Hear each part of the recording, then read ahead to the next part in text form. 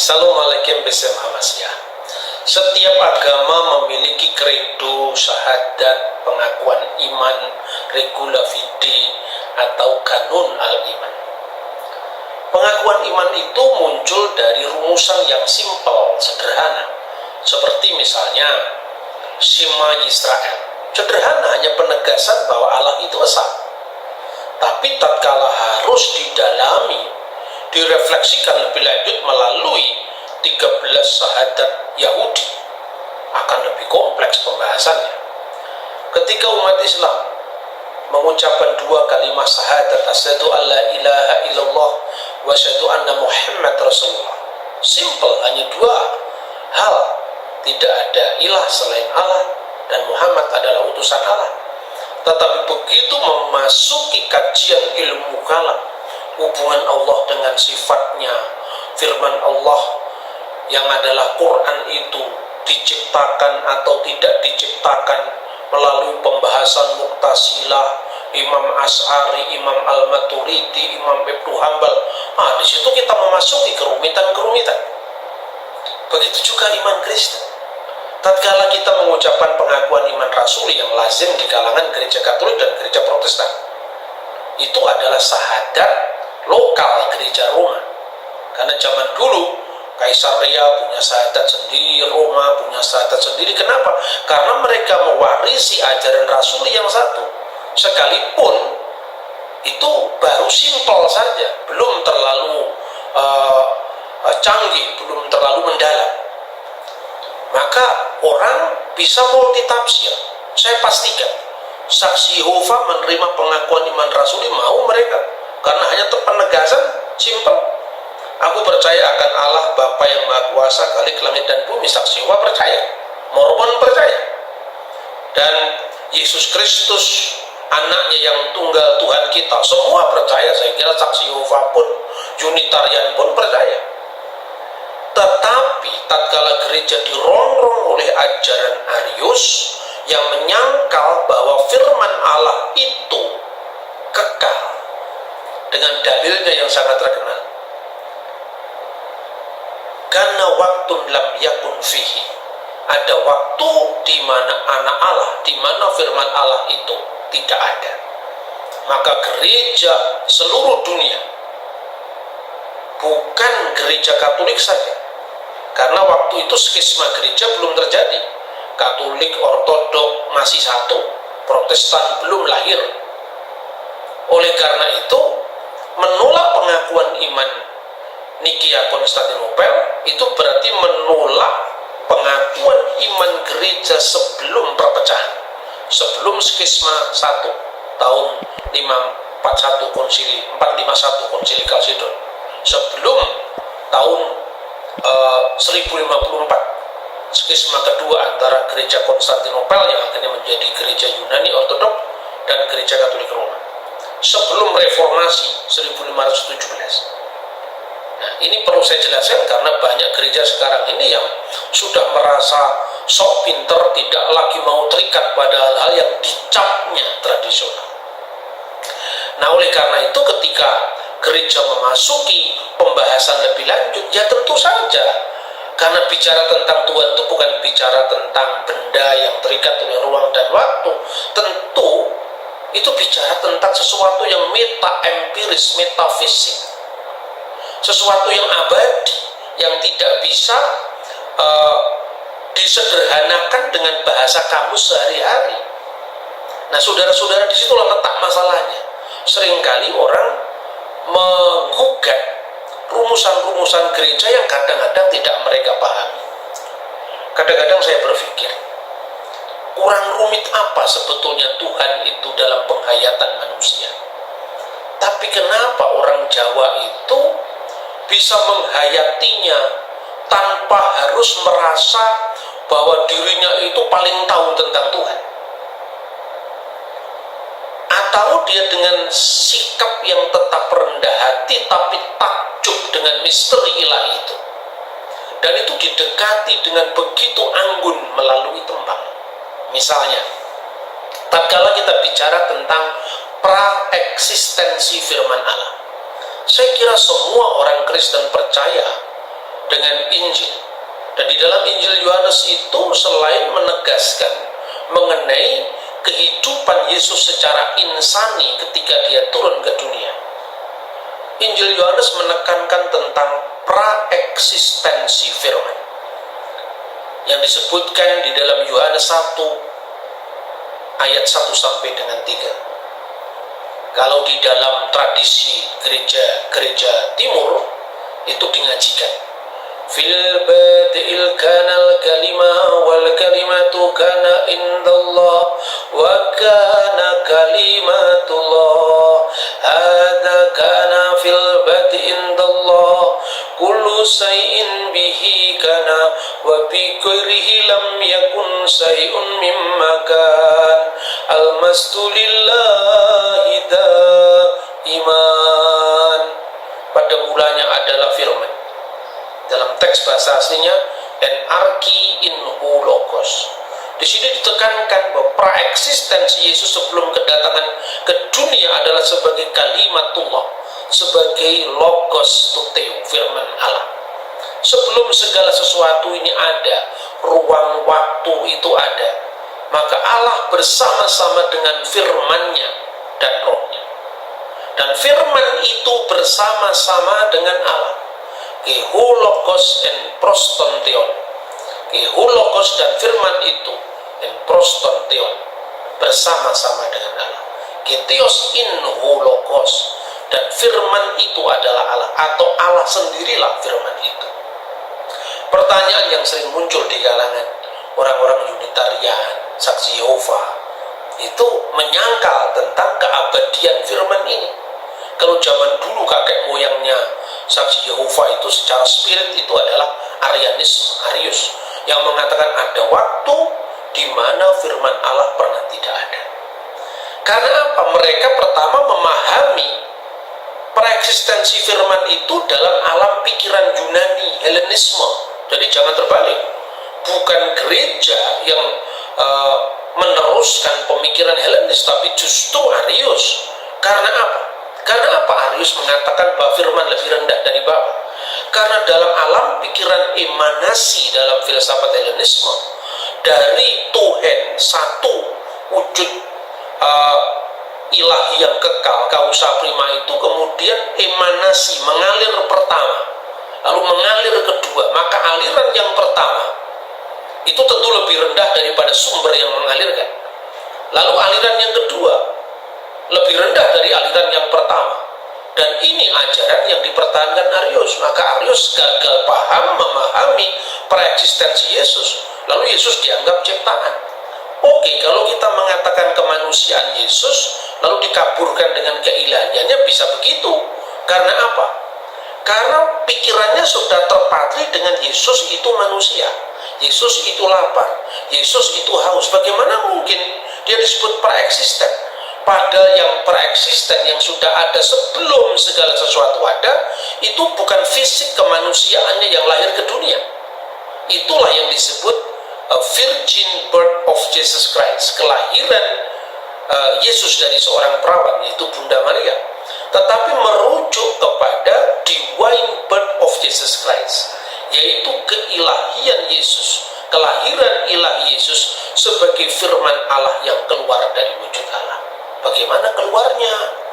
Karena ini bicara tentang Allah, Allah itu adalah roh, tentu jangan sekali-kali digambarkan dengan benda, digambarkan dengan ruang waktu, benda yang terpisah, sehingga kalau aku di sini saat yang sama tidak ada di sana.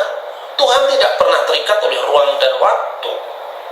Dia itu mengatasi ruang, mengatasi waktu, dan Tuhan tidak terikat oleh ruang atau tempat.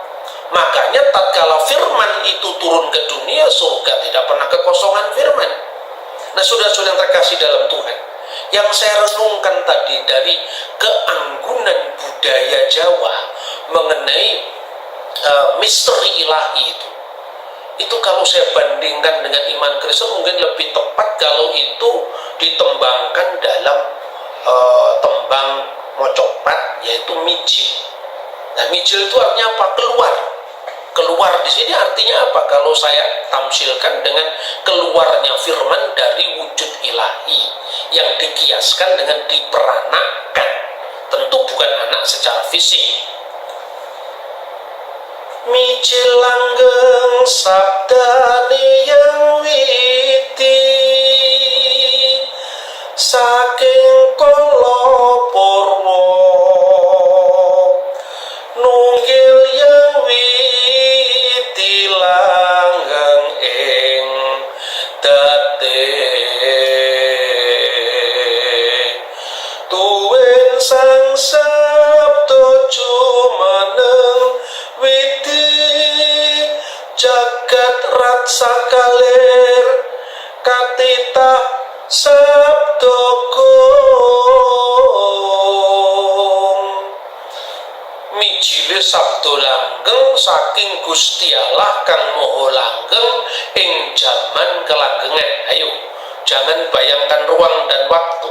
Ketika kita bicara tentang Allah, kita harus menegasikan dia dari segala yang kita pikirkan tentang jumlah, bilangan, ruang, waktu, atau tempat. Karena apa? Bicara tentang keesaan Allah itu bukan hanya dalam pengertian wahdaniyat bil adad, keesaan bilangan. Kalau sekedar keesaan bilangan, setan juga bisa. Surat Yakub atau Yakobus 2 ayat 19. Kamu percaya Allah itu satu, itu baik, kata firman Tuhan, tapi setan pun juga percaya itu. Jadi kalau sekedar mengucapkan Allah itu esa, Allah itu esa, Shema Israel Adonai Elohenu Adonai Echad. Setan di pohon beringin, di pohon jambu itu sambil nongkrong di sana, sudah tahu mas, cuma begitu aja kok diulang-ulang. Tapi bagaimana Tuhan mewahyukan diri, Tuhan yang esa itu menyatakan diri, itulah yang dibahas dalam Trinitas. Jadi Trinitas itu tidak bicara tentang jumlah Tuhan, tapi Trinitas itu mengungkapkan misteri Allah yang esa. Saudara-saudara yang terkasih, karena itu dikatakan kenapa firman itu harus Allah. Ini yang sering menjadi batu sandungan atau menjadi ganjalan. Karena apa? Pikiran kita sudah terikat. Tadi saya katakan, Yesus itu dicobai, Yesus itu lapar. Berarti yang lapar itu bukan Tuhan. Loh, yang lapar memang kemanusiaan Yesus, yang dicobai memang kemanusiaan Yesus, yang disalibkan memang kemanusiaan Yesus. Karena Alkitab jelas mengatakan dia yang dibunuh dalam keadaannya sebagai manusia. Saudara-saudara, itulah sebabnya Konsili Nikeia sangat peduli dengan kontroversi Arian itu harus diselesaikan. Maka diputuskanlah yang disebut pengakuan iman. Yang pertama apa? Ditegaskan tentang keesaan Allah. Jelas di situ pistio es enation patera pantokratora. Aku percaya kepada satu Allah, ya. Es enation, satu Allah itu patera pantokratora. Allah itu dikiaskan dengan sang Bapa. Pantokratora itu menguasai segala sesuatu, mengendalikan segala sesuatu. Maka di dalam terjemahan bahasa Arab itu diterjemahkan al-dobitul kuli. Jadi bil hakikati uminu bi ilahin wahid, sesungguhnya aku percaya kepada satu sembahan, satu ilah, ilahun wahid, Allah, yaitu Allah. Al-Abu, sang Bapa, Dobit al-Kul atau Dobitul Kuli, yang menciptakan, yang menguasai, yang mengendalikan segala sesuatu. Khaliqus sama'i wal ard, yang menciptakan langit dan bumi, kullu ma yura wa ma la yura, baik yang kelihatan maupun yang tidak kelihatan.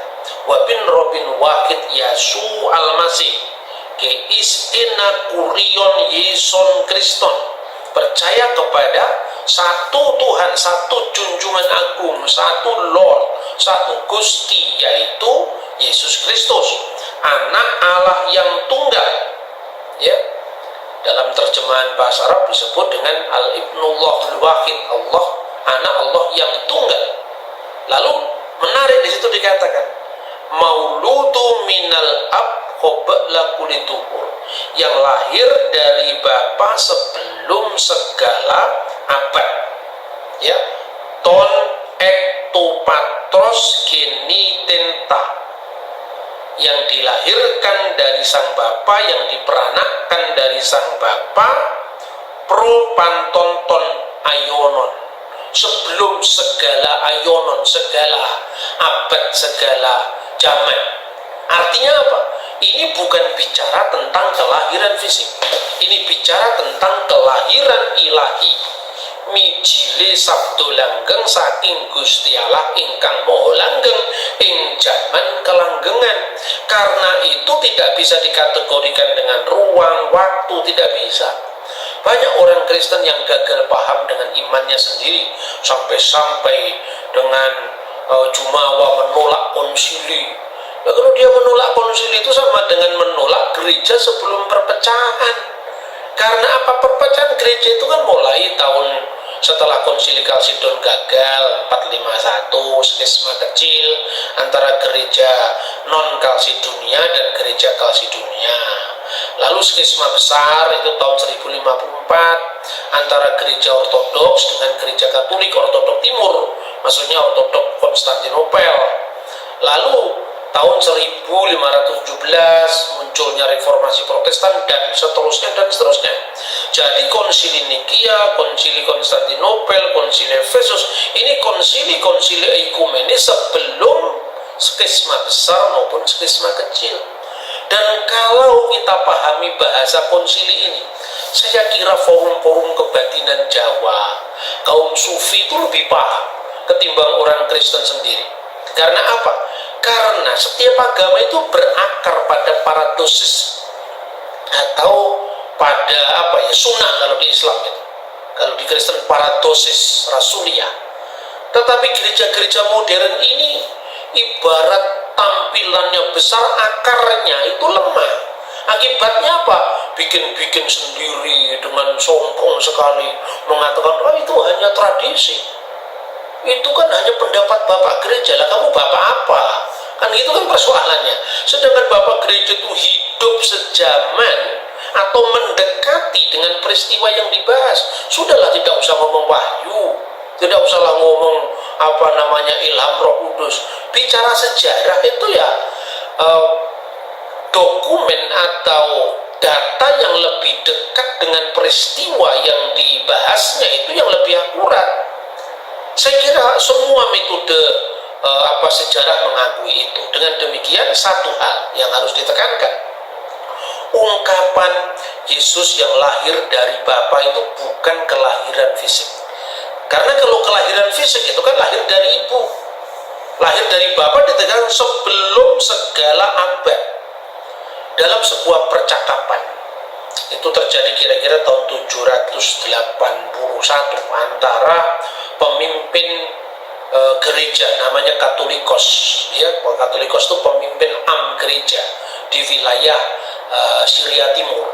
Namanya adalah Timotius al-Baghdadi atau Timotius al-Awal al-Baghdadi. Timotius yang pertama dari Baghdad.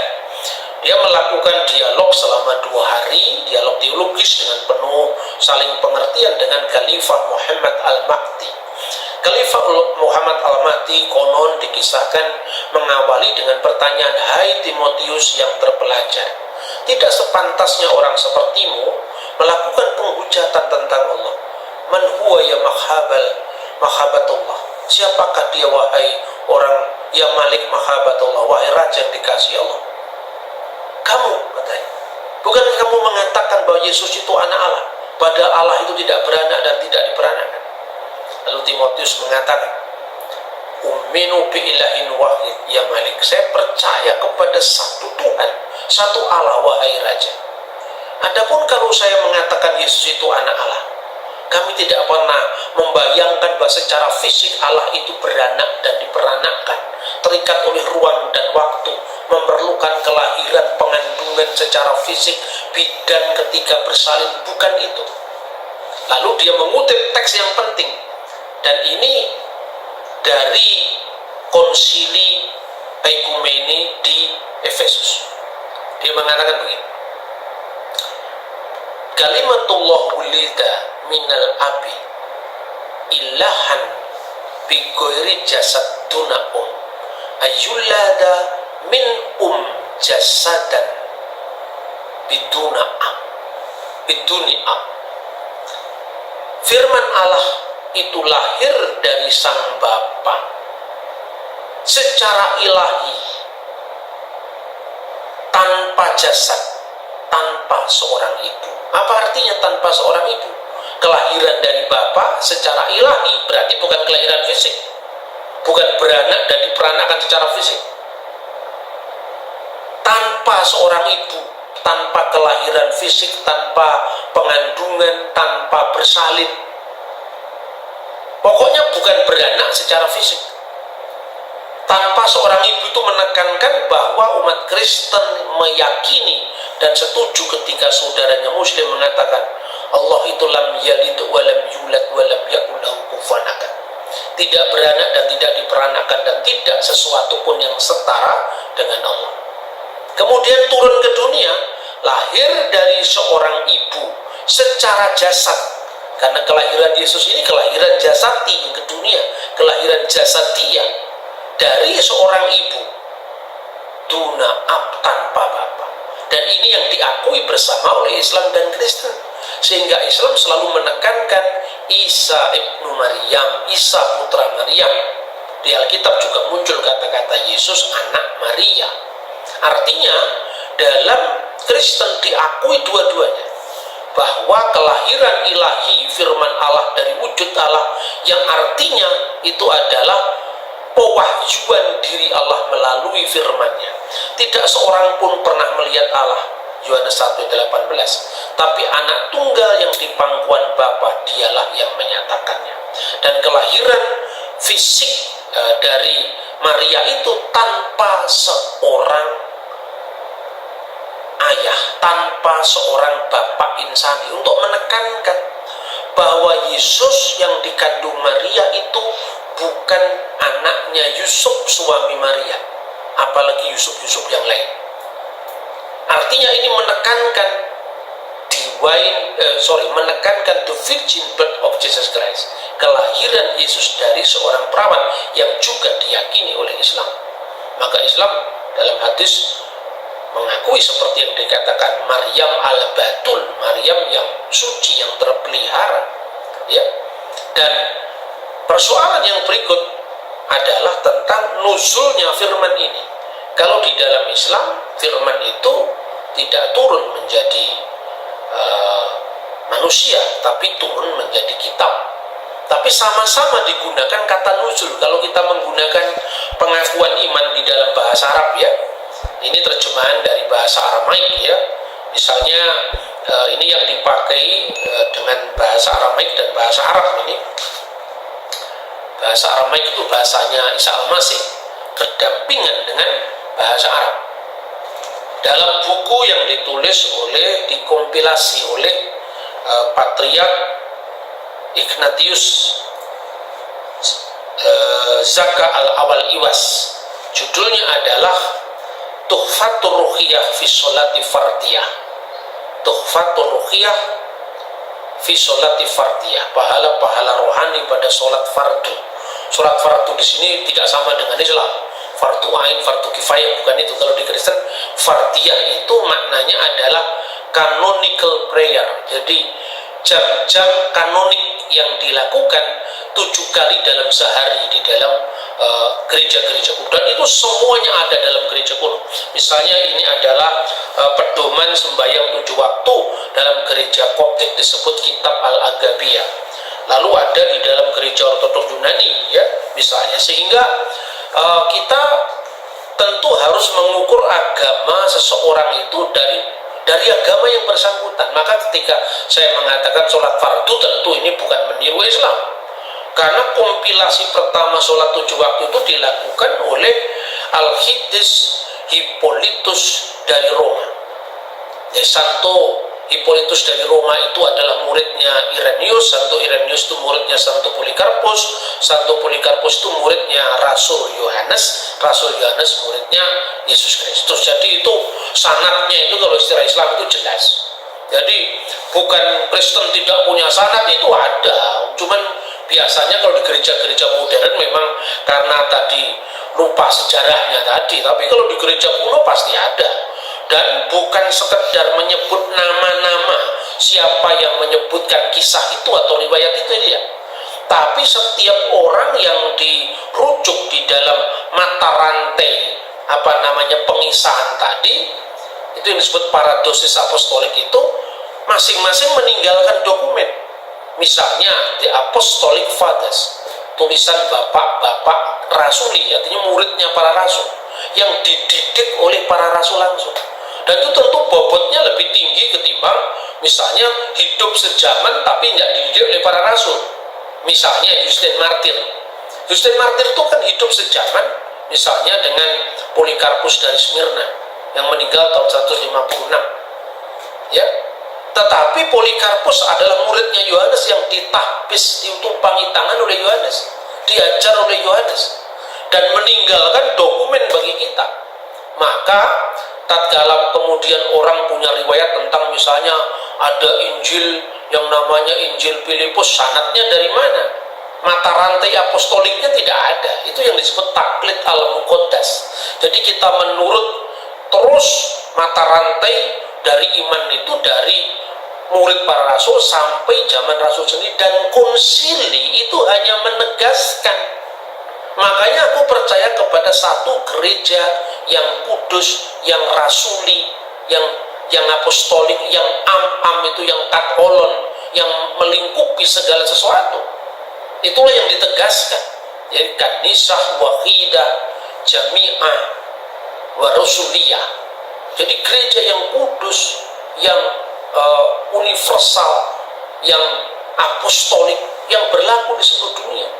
Nah, konsili tadi ketika menegaskan tentang pribadi Kristus, jauh sebelumnya itu sudah diungkapkan oleh Ignatius dari Antioquia yang meninggal tahun 107 di Roma. Dia patriark di Antioquia yang langsung ditahbiskan bersama-sama dengan pemimpin yang lebih senior namanya Mark Evodius dan Mark Ignatius. Dan melalui Ignatius itu kita mengenal kata-kata gereja yang kudus dan katolik, gereja yang kudus dan gereja yang kudus dan universal. Dia sudah mengatakan apa?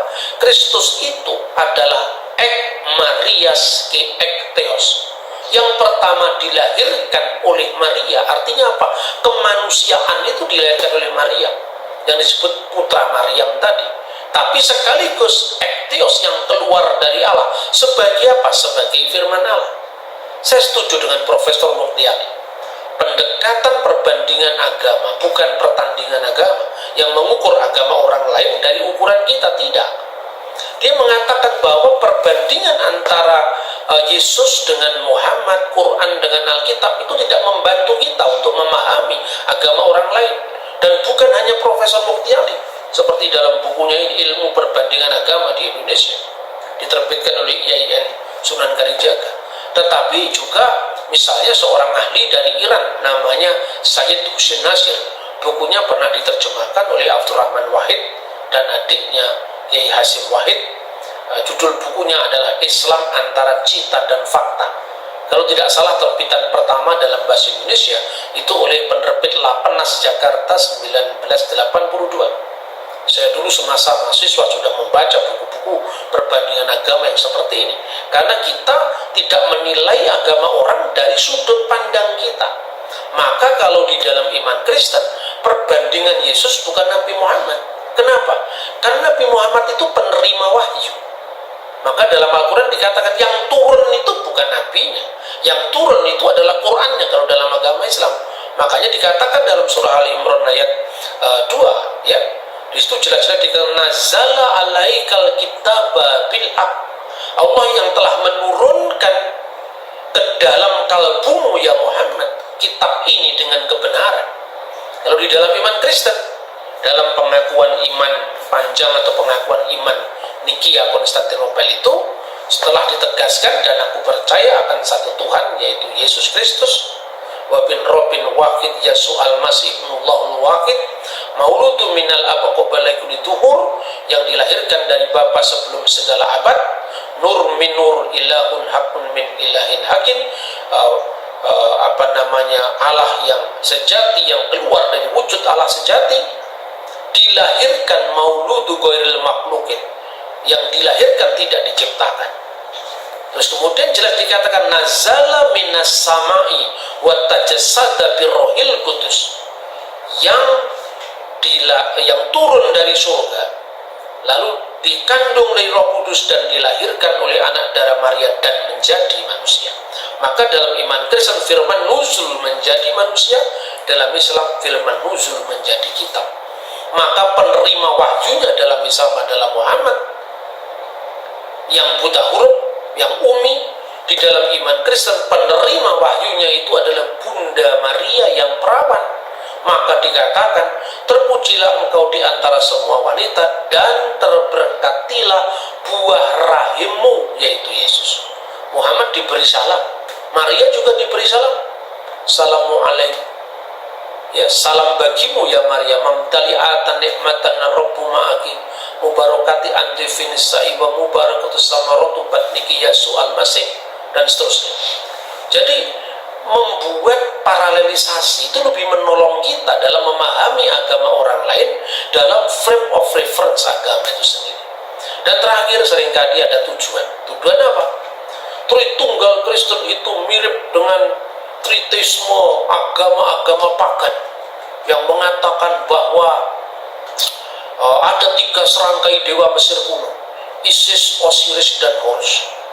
Bapak Sinuda dalam bukunya Kanun Al-Iman, dia mengatakan beda. Di mana perbedaannya?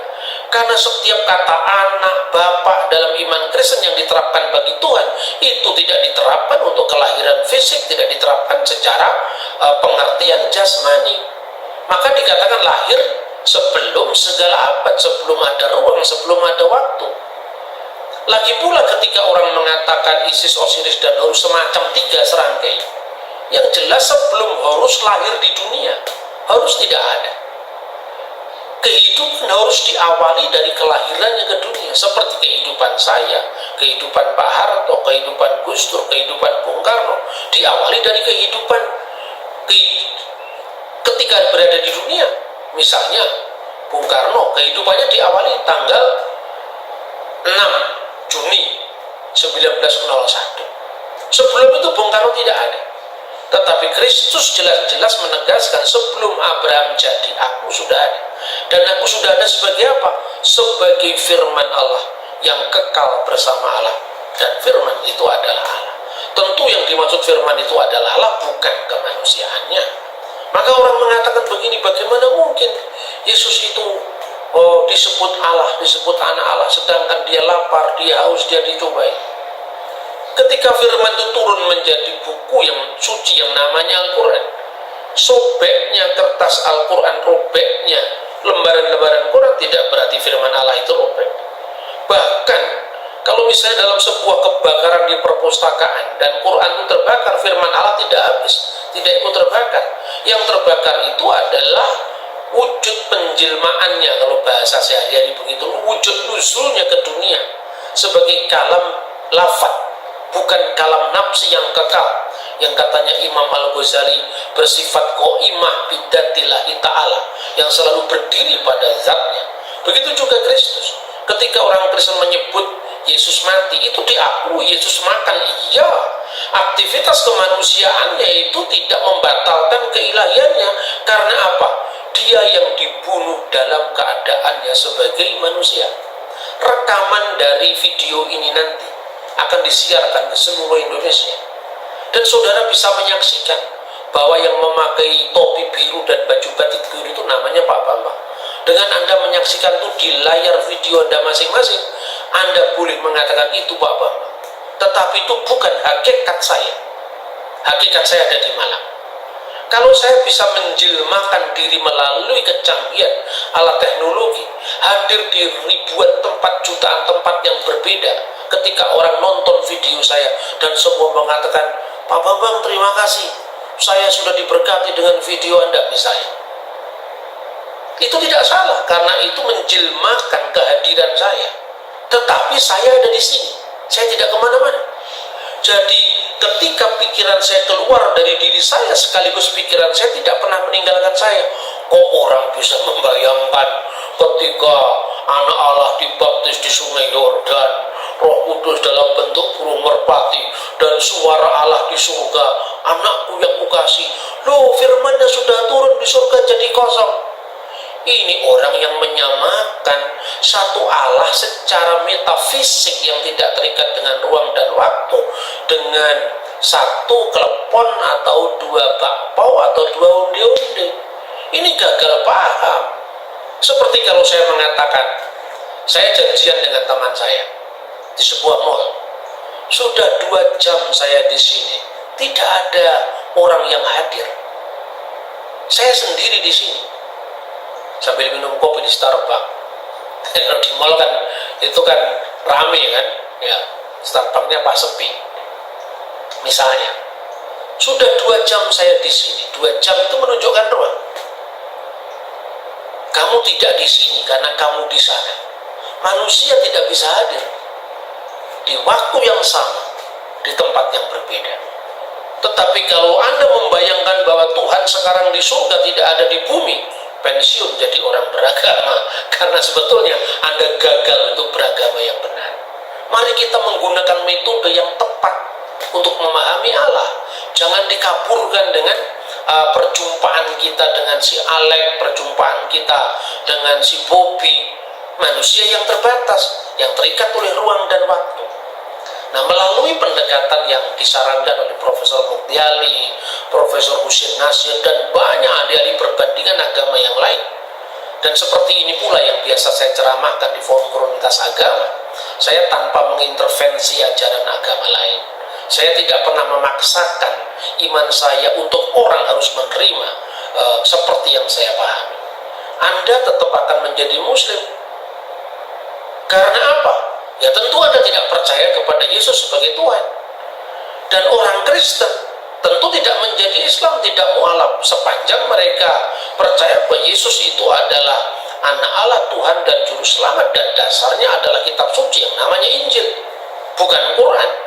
Nah, ini dalam sikap agree and disagreement, setuju dalam ketidaksetujuan, ini harus kita kembangkan di dalam masyarakat Pancasila yang roman mukanya adalah Bhinneka Tunggal Ika, berbeda-beda tetapi satu. Kiranya apa yang saya sampaikan ini bisa mencerahkan setiap orang untuk tidak memaksa orang lain memahami agama sesuai dengan perspektifnya. Biarlah orang itu memahami agama menurut pemikirannya masing-masing. Kita tidak sama, tapi kita bisa bersama-sama. Terima kasih, Tuhan memberkati. Shalom alaikum. Bismillahirrahmanirrahim.